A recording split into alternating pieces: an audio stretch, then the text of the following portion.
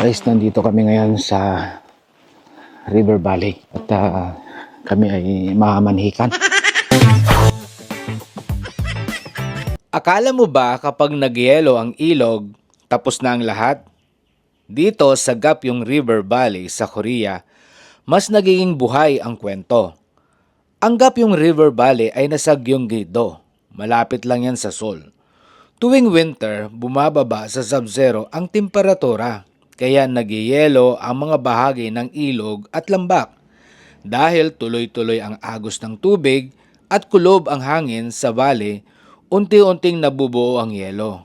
Natural, tahimik, at hindi minamadali. Parang buhay din natin. May mga panahong pakiramdam mo, huminto ang lahat.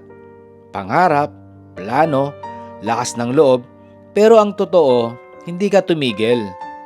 Nagbabago ka lang ng anyo para mas tumibay. Kaya naging patok ito sa mga travel tour, hindi lang dahil maganda sa mata, kung hindi dahil ibang klase ang tahimik na ganda ng winter. May mga taong nakatira pa rin dito, umaasa sa turismo, mga cafe, guest house, at seasonal na trabaho habang hinihintay muli umagos ang ilog pagdating ng tagsibol.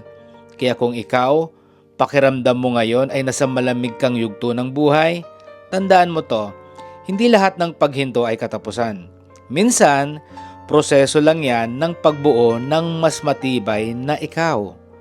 Kung gusto mo pa ng mga kwentong may biyahe at aral at konting hugot, well, follow for more.